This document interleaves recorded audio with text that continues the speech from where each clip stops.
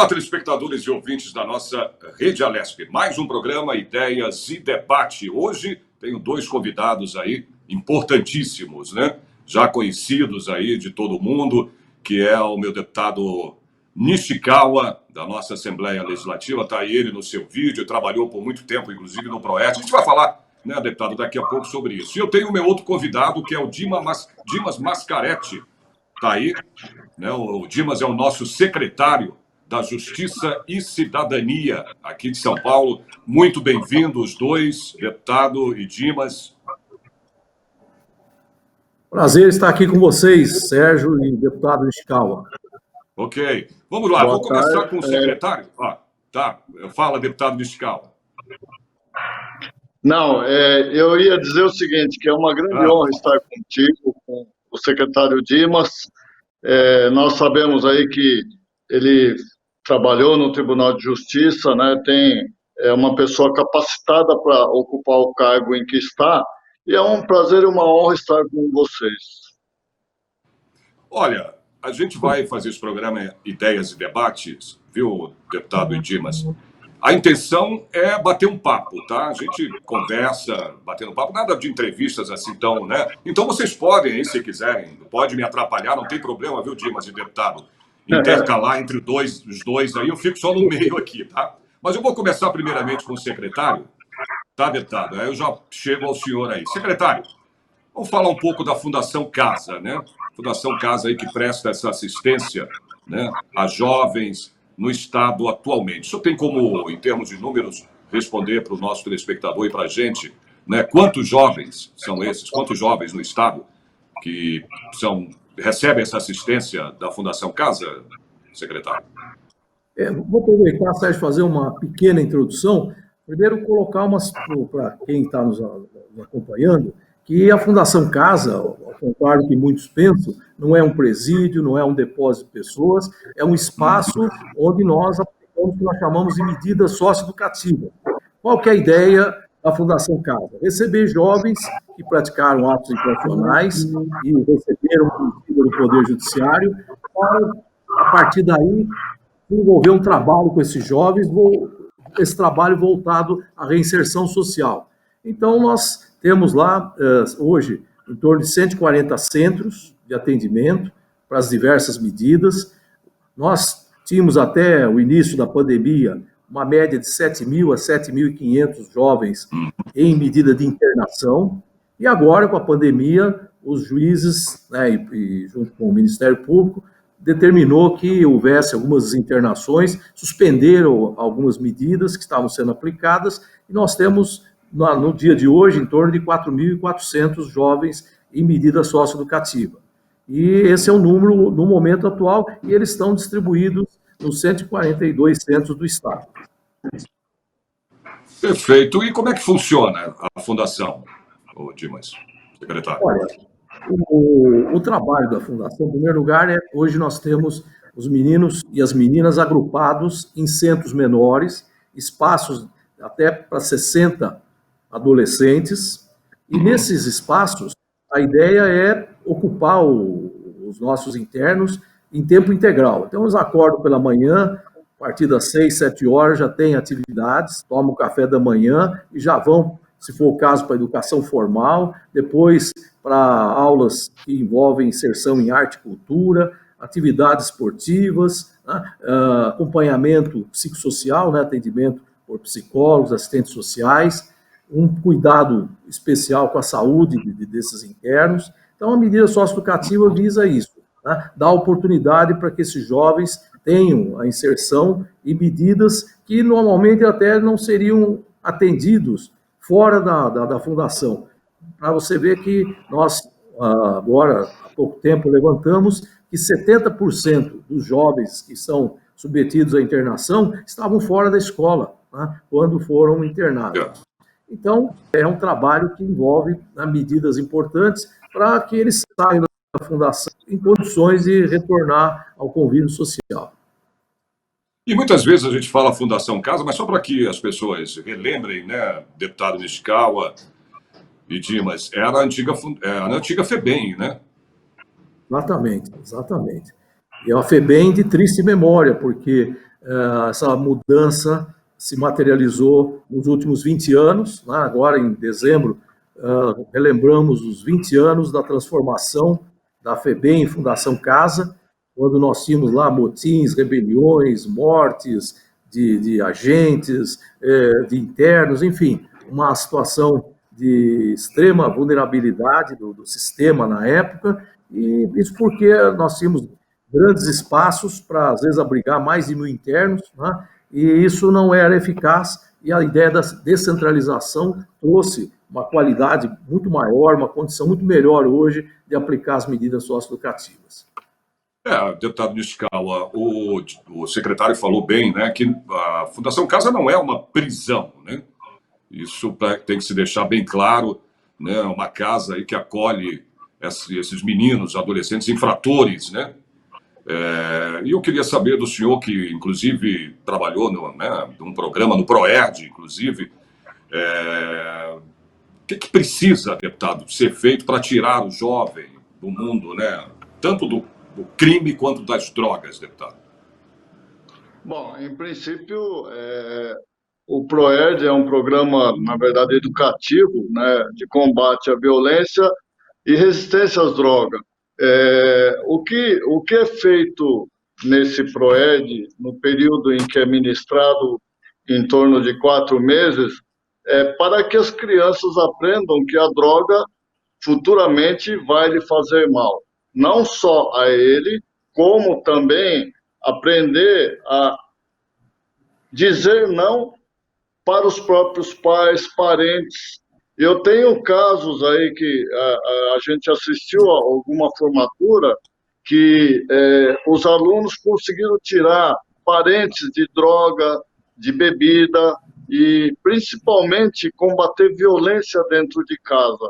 O que falta, na minha opinião, me desculpe, doutor Dimas, aí, que é do governo, são áreas de lazer, são áreas que possam acolher essas crianças dentro de uma escola. Hoje, muitas crianças frequentam a escola exatamente para comer, se alimentar. Daí, eles saem, se não tem atividade, eles vão cometer pequenas infrações e assim começa no mundo do crime. Mas o PROERD é justamente orientar essas crianças a não cometerem essas infrações, porque virá futuramente ser um criminoso, um infrator da lei e, com isso, não vai sair do sistema prisional. Secretário. O deputado tem razão. Acho que nós temos que criar, né, condições nas comunidades, principalmente nas regiões mais vulneráveis, para que os jovens tenham atividade, para que eles fiquem na escola, né? Hoje o governo tem projetos aí para fazer a escola em tempo integral. Em muitos lugares, essa escola em tempo integral já é uma realidade, né? Isso é importante, né? E nas comunidades nós vamos ter também, como a gente acompanha algumas delas, atividades para os jovens, né? Cursos profissionalizantes. Nós, na Fundação Casa, temos investido muito em cursos de qualificação profissional, né? Nós temos muitos depoimentos e muitas situações de jovens que deixam a Fundação com um emprego porque tiveram lá cursos, né? Cursos de informática, cursos de agente administrativo, cursos de panificação, de construção civil. Então, isso é importante. Eu acho que o Estado tem que estar presente nas comunidades, na escola, para fazer com que os jovens tenham interesse por outro tipo de atividade, fugindo do mundo do crime. Te dá um dado importante, Sérgio e deputado. Nós temos quase 50% dos internos envolvidos com o tráfico de drogas. Depois, em torno de 35% a 36% com o crime de roubo. Então, vejam que a cooptação dos nossos adolescentes, dos nossos jovens, pelo crime organizado, pelas facções envolvidas com o tráfico de drogas, é muito grande, né? E é um apelo forte, porque nós já tivemos a oportunidade de ouvir de jovens, não, pera um pouquinho, se eu fosse arrumar um emprego, tivesse uma atividade regular, eu ia ganhar R$500, R$600. por mês. No mundo do crime, eu ganho isso por semana, às vezes em 2, 3 dias, né? Então, a gente tem que mostrar, e aí esse programa do PROED é sensacional, porque mostra para os jovens que ele pode fazer a escolha certa, a escolha do conhecimento, a escolha da educação, a escolha, né, do emprego, de uma carreira, né?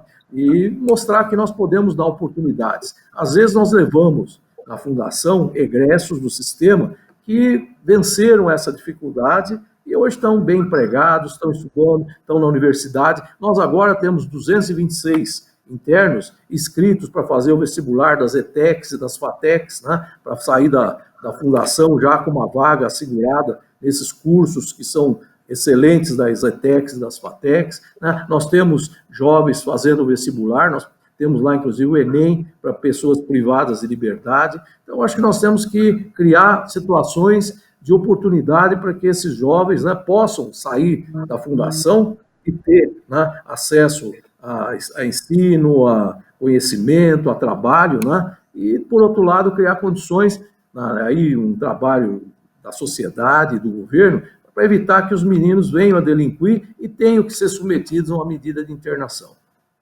E muitas vezes, o senhor falando, né, só para completar, não sei se o deputado concorda comigo também, mas essas crianças, vamos dizer assim, né, elas já vivem nesse meio. Eu vou dar um exemplo, é como, sei lá, no Afeganistão. Né, o senhor vê um menino de 9 anos empunhando um rifle, empunhando né, uma arma. Quer dizer, é o meio que se vive também. Essas crianças estão no meio de traficantes, né, o Dimas e deputado. Então, né, eles já pegam essas crianças, elas já né, colocam essas crianças no crime para entregar, né, drogas, começa entregando aqueles, como é que a gente chama? Papelotes, né? Isso. E aí vai indo, aí toma gosto, né, pelo negócio. Hã? Não é, Dimas? E é um ganho fácil, né? E com essa ideia de estar associado até para alguns, né, um glamour, né, está associado ao crime organizado. Isso é um grande problema que nós temos que enfrentar. Deputado. O doutor Dimas trabalhou, como eu falei, como juiz, né? Então ele vai entender o que eu vou falar. O Estatuto da Criança e do Adolescente fez com que mudasse de FEBEM hoje para a Fundação CADO. Entretanto, a retirada dos menores ou adolescentes ou crianças de empregos formais, como tinha antigamente com carteira assinada, contribuiu muito para que essas crianças fossem às ruas. Eu sou aqui do ABC, uma região eminentemente industrial. Nós tínhamos as empresas que empregavam esses adolescentes, essas crianças, que evitavam que saíssem às ruas pedindo esmola, vendendo bala.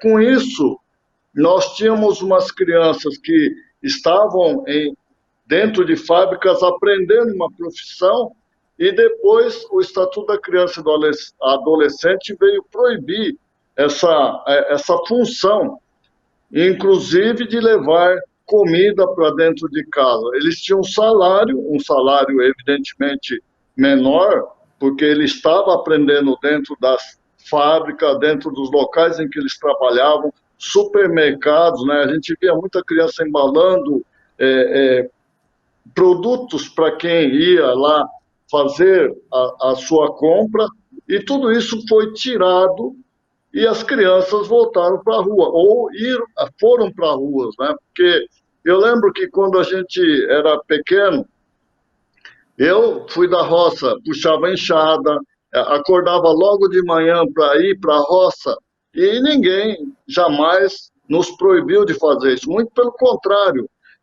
Era salutar estarmos junto com os pais aprendendo alguma coisa para futuramente ou você adota aquele estilo de vida ou vai para outro estilo de vida.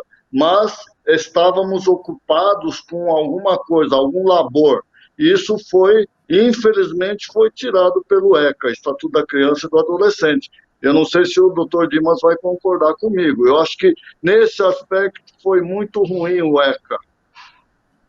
Eu acho que eu concordo no sentido de que essa restrição do mercado de trabalho para jovens, né, a partir dos 14, 16 anos, que não pode exercer nenhuma função laborativa, isso realmente é um ideário que se colocou para manter mais tempo o jovem na escola, mas que na prática, numa situação de vulnerabilidade social que nós temos, acaba não sendo eficaz, né? Porque, na verdade, eu lembro que quando eu era criança, né, se quisesse arrumar um emprego, 14 anos, você conseguia e tinha carteira assinada, né? Eu mesmo comecei a trabalhar com 15 anos. Meu pai faleceu logo em seguida. Eu trabalhei, estudei à noite, me formei, não teve problema nenhum, né? Mas eu acho que essa é uma ideia interessante. Hoje nós temos alguns programas aí de jovem aprendiz, né? Mas não é assim, não é aquela situação que acaba trazendo muita gente para essa possibilidade. Eu acho que o trabalho também, para muitas situações, é extremamente salutar. Deputado de Escala, o senhor defende aí, né, que o PROERD seja implantado, inclusive, viu, Dimas, nas ETECs e FATECs, né? Como é que está isso? Existe algum projeto aí nesse sentido, deputado de Escala? A gente sempre encontra uma certa resistência para isso, né? Se a gente coloca como grade curricular, não vamos ter dificuldade.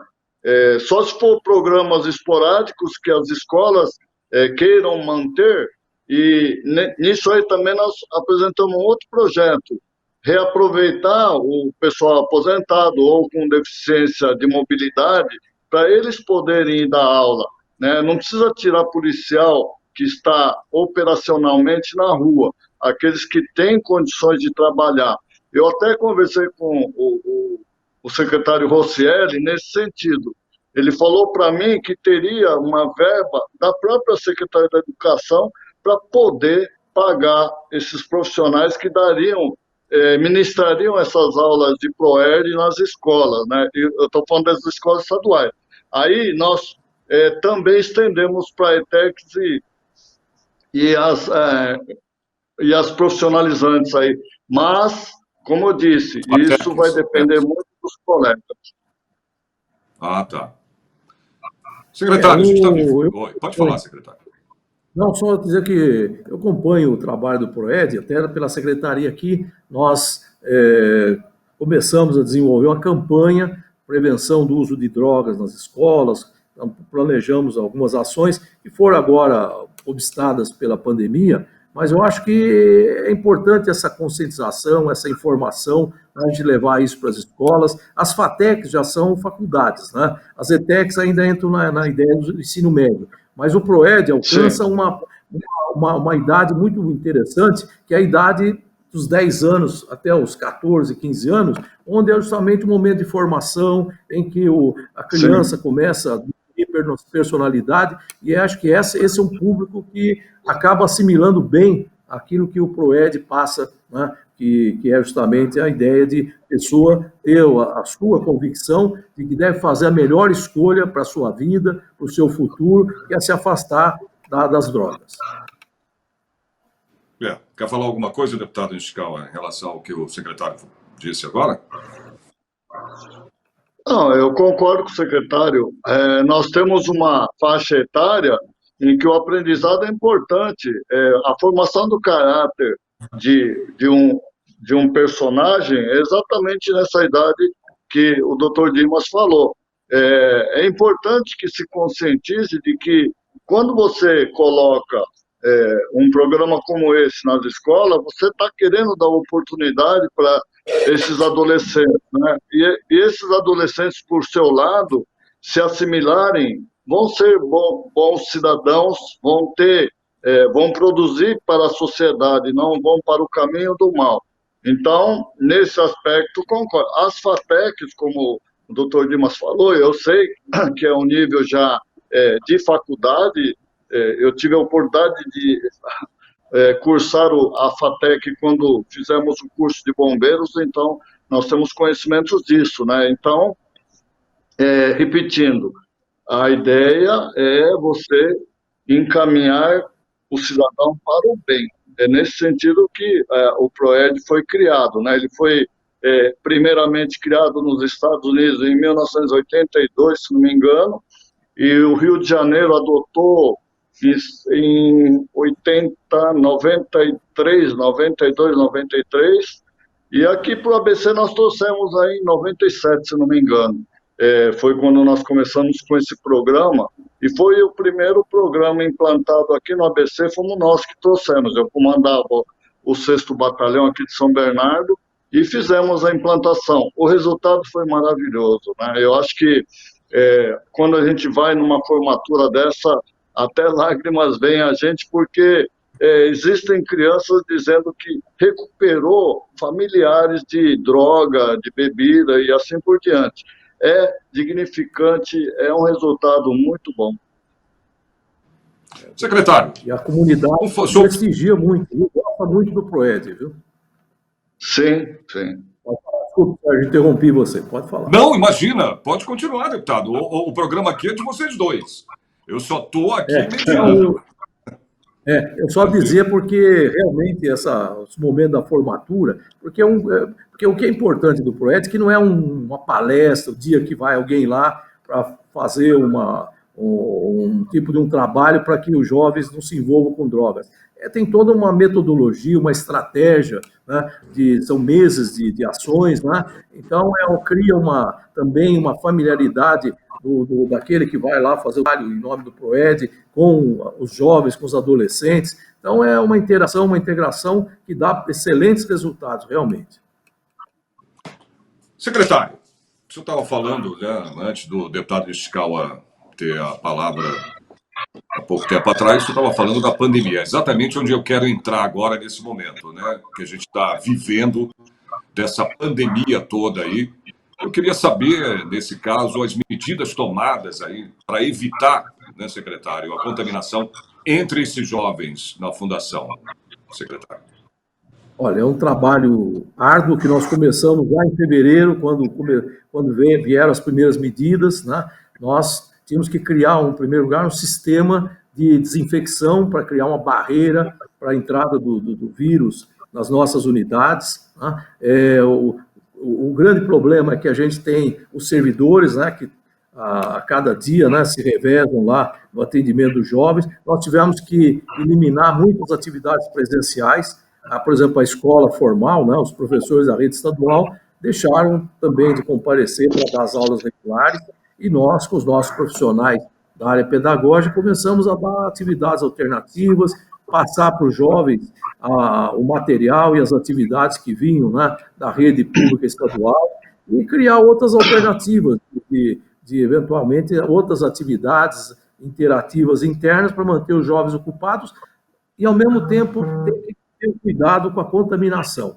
E fizemos lá, adotamos uma série de medidas internas de prevenção entre os funcionários, tivemos que suspender as visitas presenciais para evitar contaminação, e aí fizemos um sistema em que o jovem mantém o contato com os familiares através de videochamadas, através do telefone, quando não há, né, o familiar não tem um sistema tecnológico para fazer a videochamada, mas criamos várias alternativas e sempre uma preocupação, distribuímos máscaras, todos os outros equipamentos de proteção e segurança para os servidores, depois passamos as máscaras também para os internos, fizemos parcerias, inclusive, com a telemedicina, os Médicos Sem Fronteiras, que é uma organização muito respeitada, aceitou uma parceria com a Fundação Casa para atender os jovens aqui nas unidades da Grande São Paulo. Então, fizemos várias ações.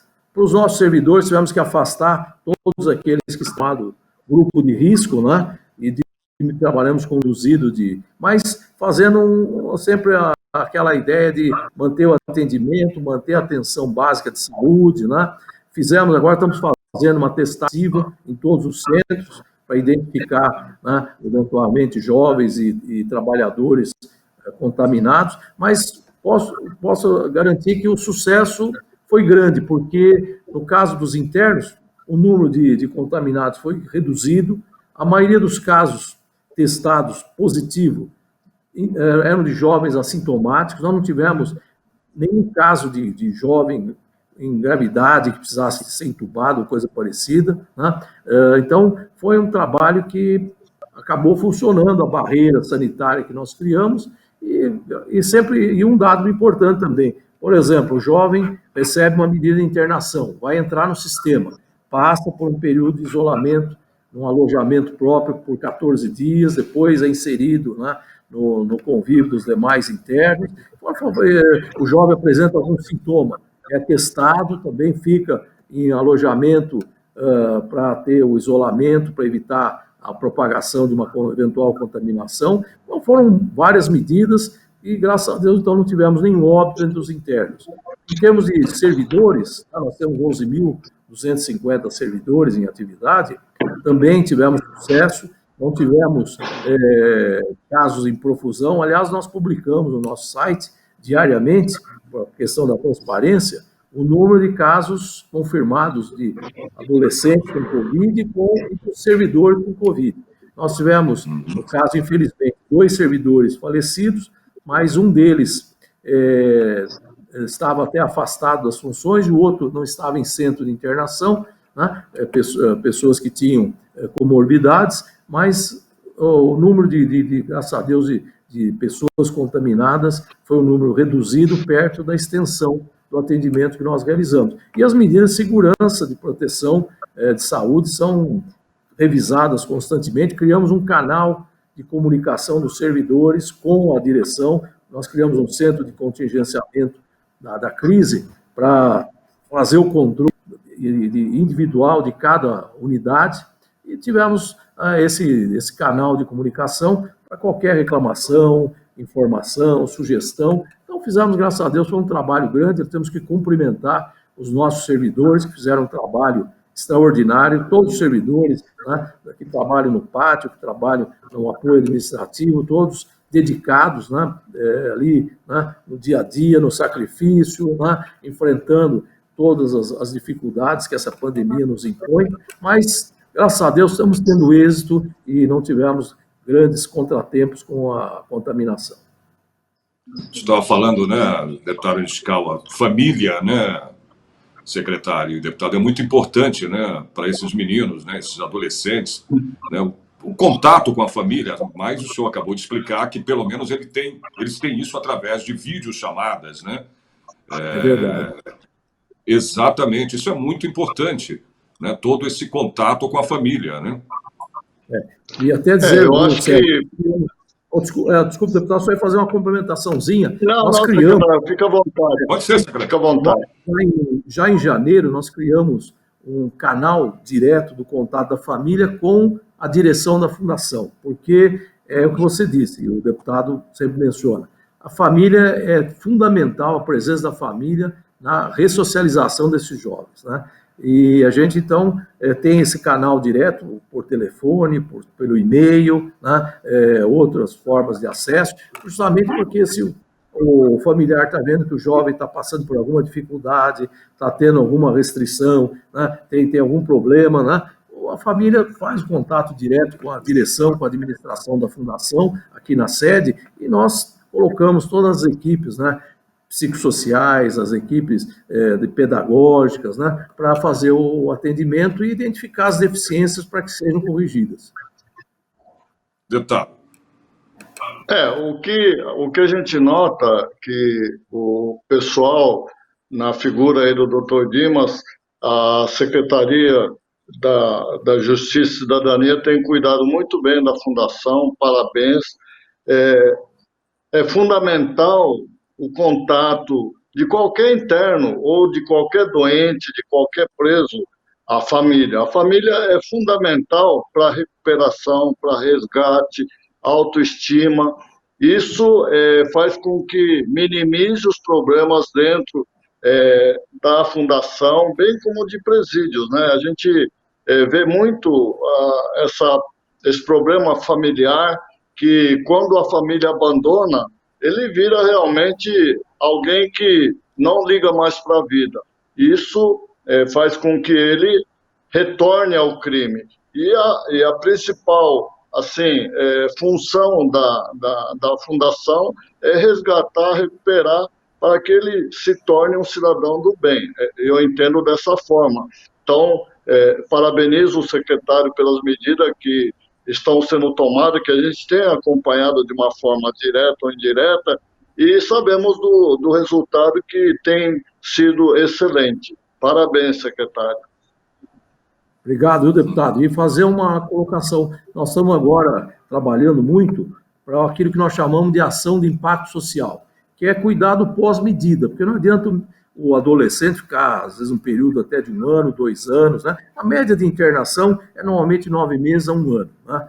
Mas não adianta o jovem ficar aqui na fundação, recebendo todo esse atendimento, e sai da fundação, deixa a internação, não tem nenhum apoio, né?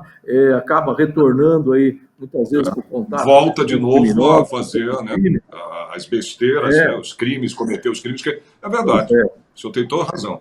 Então, porque esse tempo, agora secretário, esse tempo que o senhor fala, aliás, era uma pergunta que eu ia te fazer, né? Qual é o tempo que o adolescente, que o menor infrator fica na fundação, né, até para saber, né, se há um tempo hábil, né, para a recuperação desses meninos infratores. Normalmente, quando o juiz determina uma internação, por exemplo, provisória, ele fica ali em observação, num espaço apropriado, por 45 até 45 dias, depois de terminada a internação definitiva. Não há um tempo determinado para ficar lá na fundação. Pode ficar até 3 anos, né, o prazo máximo. Mas a cada tempo, né, 3, 4 meses, é feita uma reavaliação, né, a gente tem as equipes psicossociais, fazem o que nós chamamos de relatório conclusivo, e vai para o juiz, para o promotor, para definir se ele pode ser desinternado, se precisa continuar mais tempo na fundação. Tudo envolve justamente a avaliação do comportamento do interno, da gravidade do ato que ele praticou, né, da sua personalidade, que isso tudo é avaliado permanentemente por psicólogos, né, depois o contato da família com assistentes sociais, e aí a importância desse trabalho do pós-medida que eu estava mencionando, que nós queremos implementar, é o acompanhamento depois que o interno deixa a fundação, verificar se ele está indo para a escola, se ele tem a possibilidade de ingressar no mercado de trabalho, se ele pode, eventualmente, né, fazer um vestibular para a universidade. Então, nós estamos agora fazendo esse trabalho, vamos fazer um chamamento público. Isso já era para ter sido feito em fevereiro, pela pandemia tivemos que adiar, mas trabalhar o pós-medida, porque isso que vai fazer a diferença para evitar a reiteração. Deputado Giscal. Bom, nesse aspecto eu concordo com o secretário, porque quando nós recuperamos ou achamos que recuperamos alguém, se você não der uma destinação e acompanhar, principalmente o acompanhamento, ele retorna àquilo que ele estava cometendo, ou seja, vai ser reincidente sempre.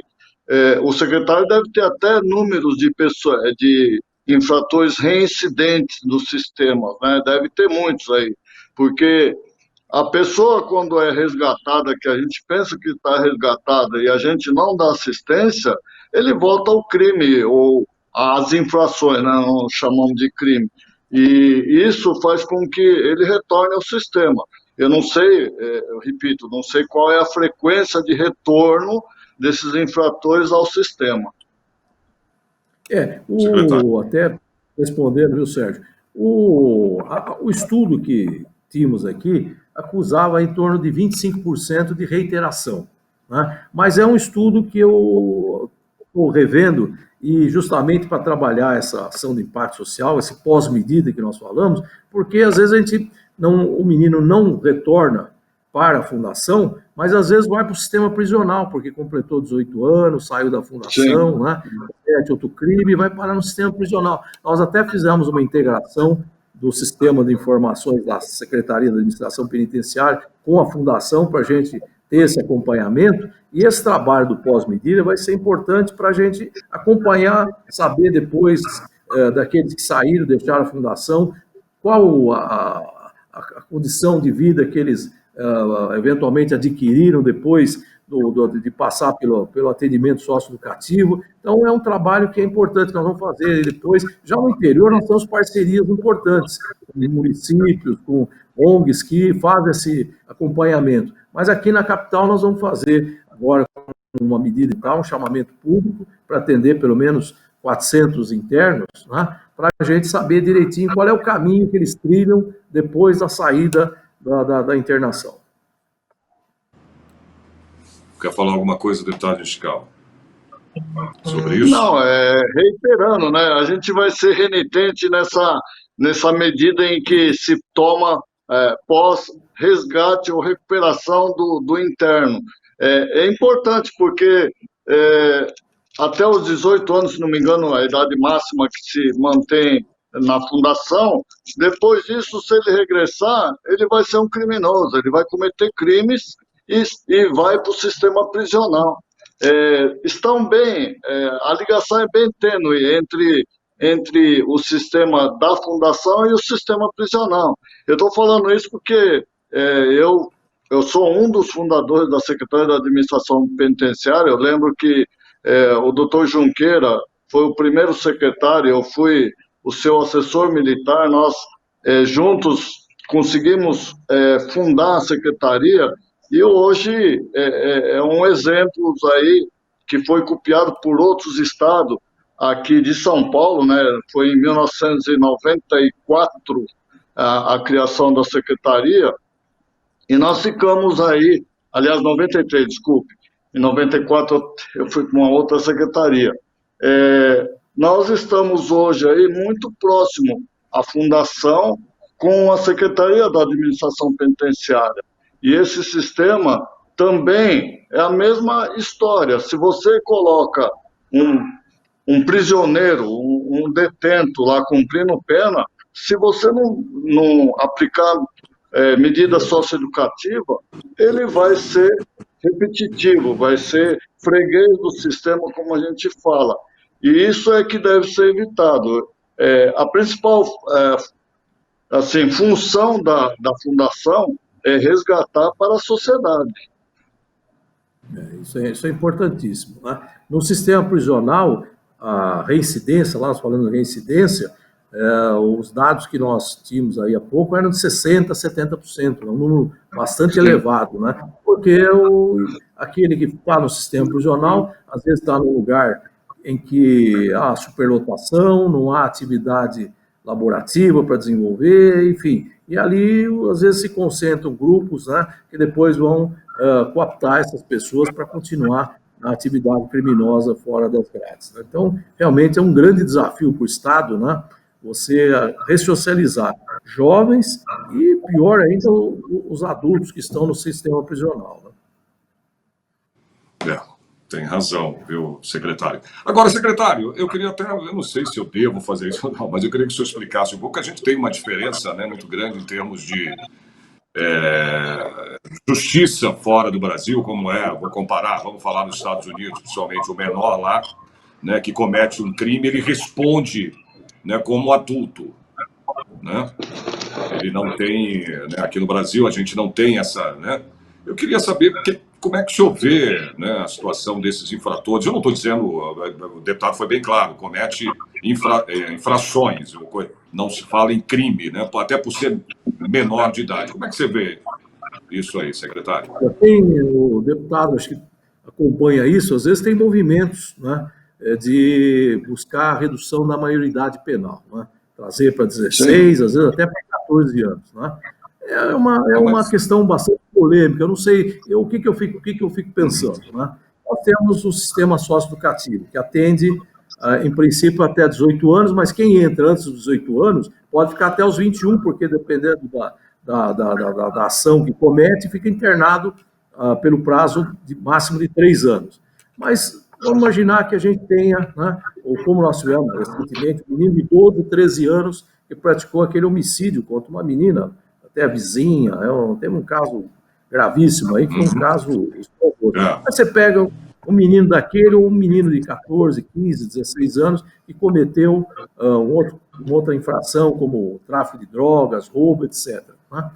Você vai enfiar no sistema prisional, com a situação que nós temos aqui no país, onde nós não temos uma estrutura para dar trabalho, para dar um atendimento social, para dar, enfim, alguma estrutura interna para essas pessoas, você vai ter que manter espaços socioeducativos para receber esses jovens menores de 18 anos, para dar a eles uma oportunidade ainda, porque eles estão ainda em formação, na maioria das situações, e vamos ter que dar uma oportunidade para eles saírem de lá e terem, né, um outro tipo de atendimento. Até porque, como eu passei, quase se junta 80 e tantos por cento dos casos, nós temos crimes de tráfico de drogas e, no caso aí, roubo, né? São as infrações comuns que geram internação.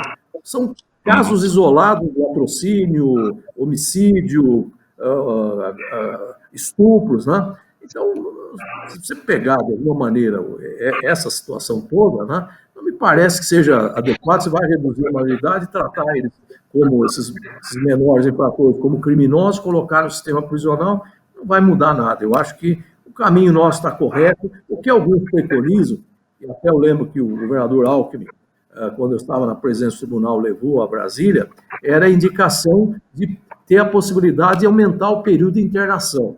Não ser 3 anos o tempo máximo de permanência no sistema socioeducativo, que poderia, em alguma situação, uma infração mais grave, permitir que o adolescente ficasse mais tempo no sistema socioeducativo. Então, isso me parece adequado, né? Não é algo que deva ser descartado, mas eu acho que simplesmente reduzir a maioridade penal não vai trazer nenhum benefício a curto prazo. Sua opinião, deputado Nishikawa?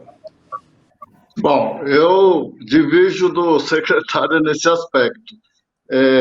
Quando alguém comete um crime, ele sabe que está cometendo um crime. Então, para mim, eu diria que nem teria idade penal, mas sim a conduta de cometer um delito que ele conscientemente sabe que está cometendo, não tem limite. Nos Estados Unidos, se uma criança de 12 anos comete crime, ele é algemado e conduzido à prisão. Não é a questão de idade. A idade é apenas cronológico. Eu acho que se ele tem consciência daquilo que ele está cometendo, ele deve responder por aquilo que ele comete.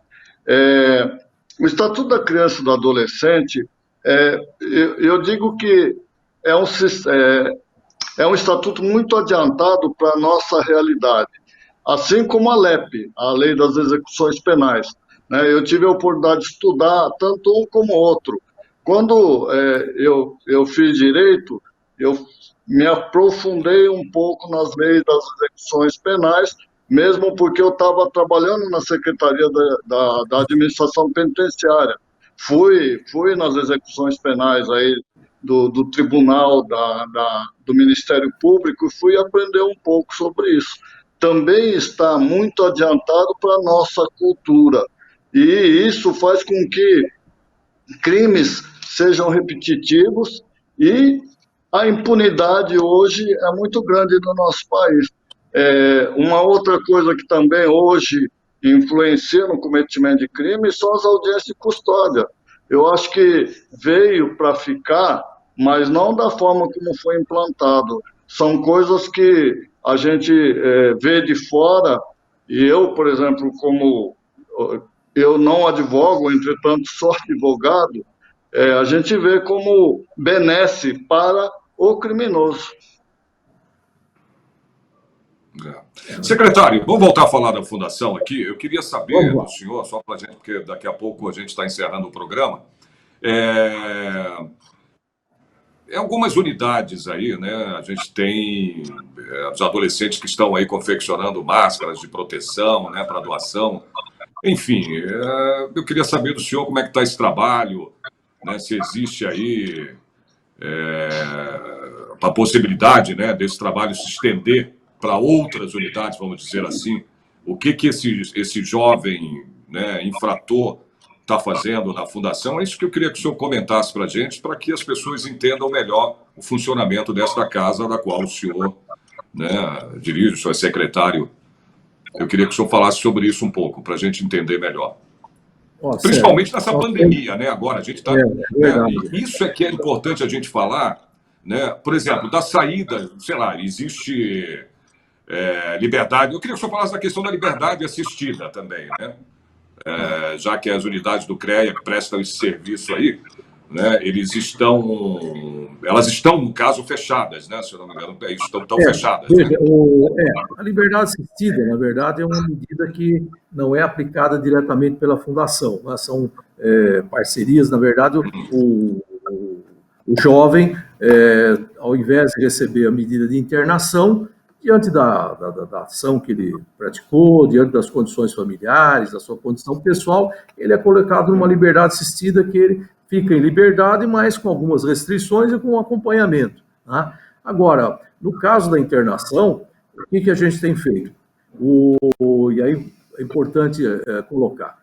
Como eu disse no início, a gente tem a preocupação de manter o jovem ocupado integralmente.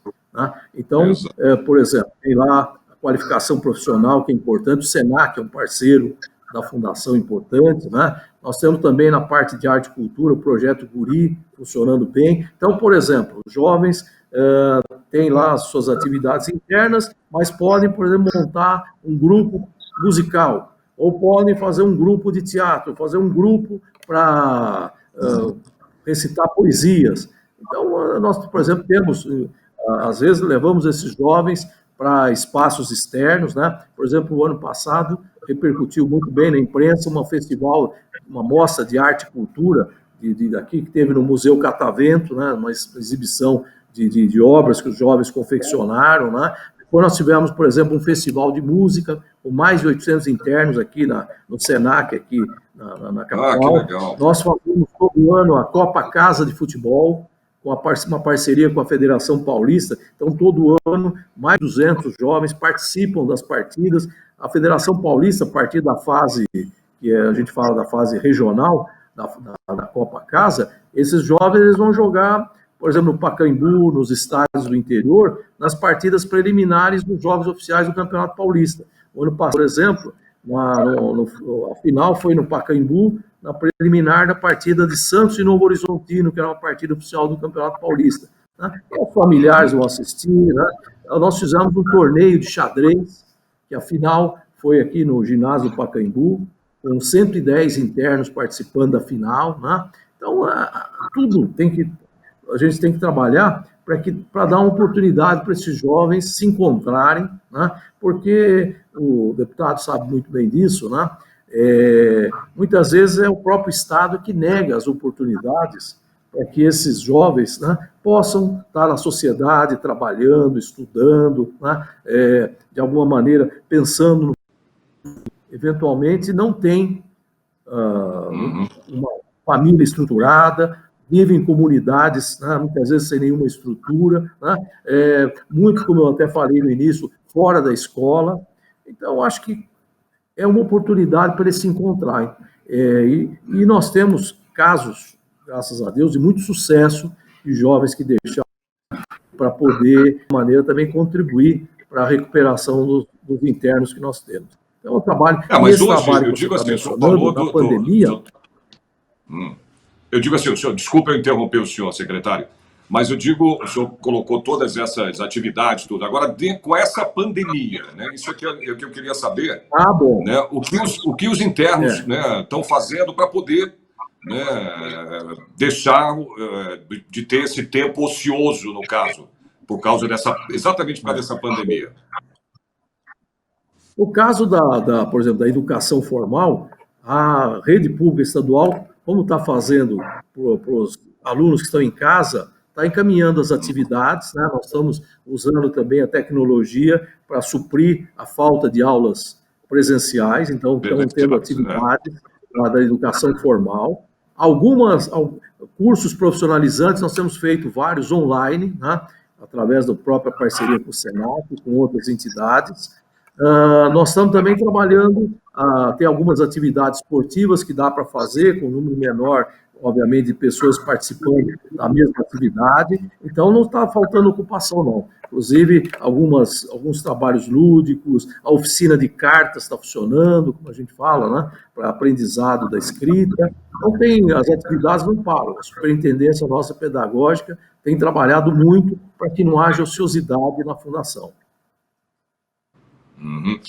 Deputado Nishikawa, vamos falar do Proerd mais um pouco.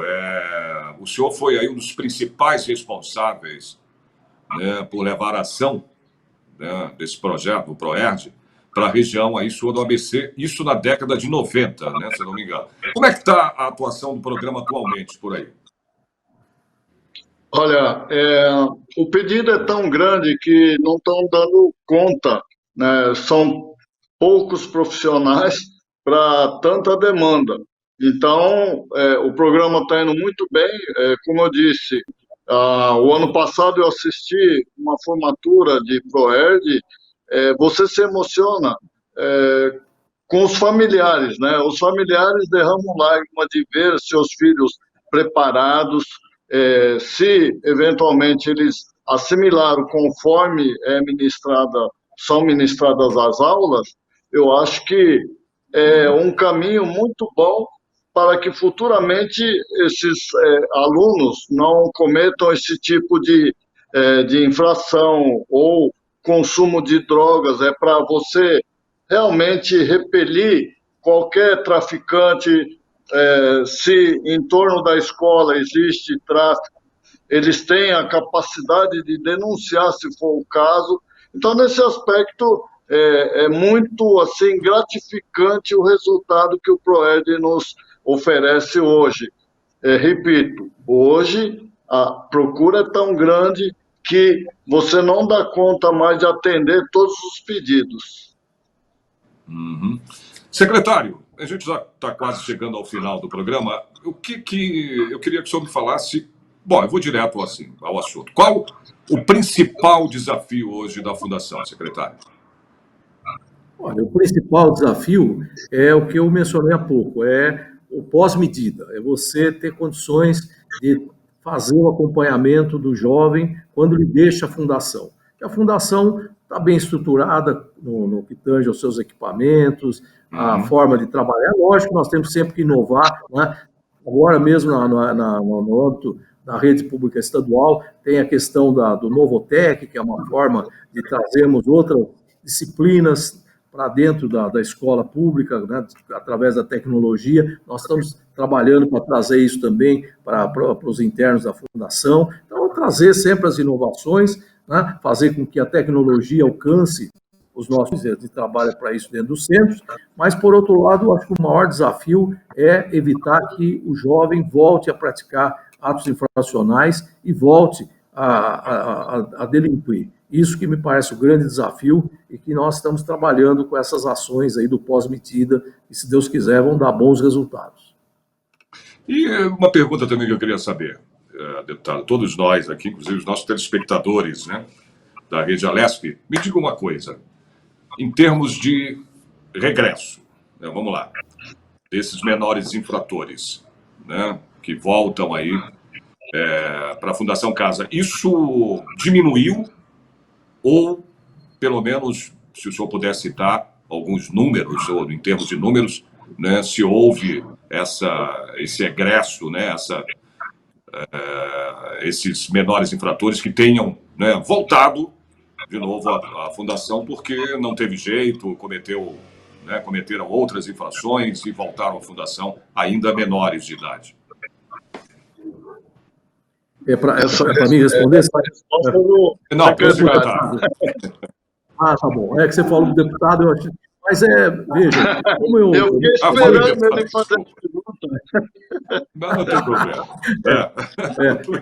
Só para passar, Sérgio, como eu mencionei a você, a gente não tem aí esse dado estatístico de reiteração em torno de 25%, né? Mas a gente não tem uma indicação, isso que nós estamos trabalhando, do que nós não temos de retorno para a Fundação, mas que acabam indo depois de algum tempo de desinternação, por conta de terem completado a maioridade, para o sistema prisional.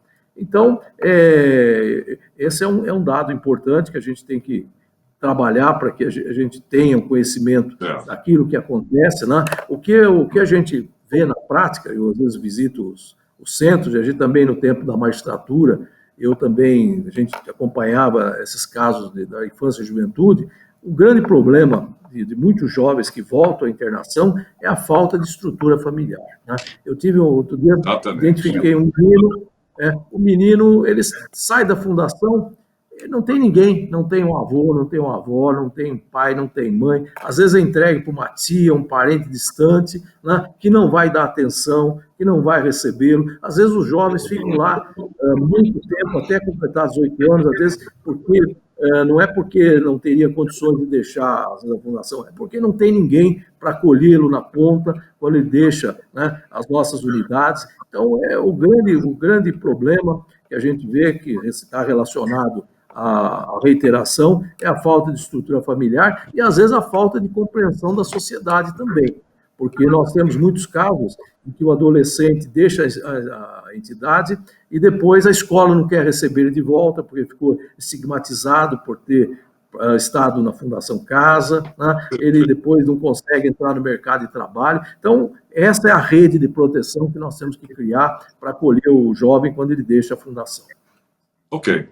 Deputado de Chical, Coronel de Chical, a gente está chegando aqui ao final do programa. O senhor quer falar mais alguma coisa em relação, né, ao Proerd ou à Fundação, como o secretário estava falando agora, comentando agora? Bom, como já acentuei anteriormente, né, parabenizar a Secretaria da Justiça e Cidadania pelo trabalho que tem feito. Eu sei que ele tem uma gama de atividades, não é só a fundação, e é difícil você lidar com pessoas com desvio de conduta. Então, secretário, está de parabéns pela forma como o senhor vem conduzindo a secretaria, principalmente no caso da fundação, que de uma forma ou de outra a gente acaba acompanhando, né? E isso faz com que a gente tenha uma luz no fim do túnel, para que essas crianças sejam resgatadas, recuperadas, para ser um cidadão do bem. E é isso que nós queremos, tanto para crianças ou adolescentes, tanto como para adultos, né? Eu acho que no sistema prisional falta muito o labor, né?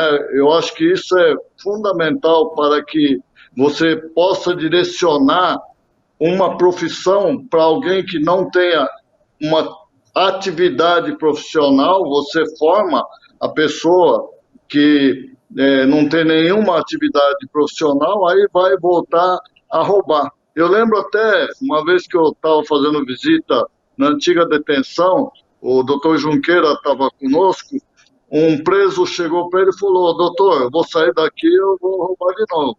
Eu não sei o que fazer, as pessoas não me empregam porque eu sou um ex-detento. E o secretário sabe disso.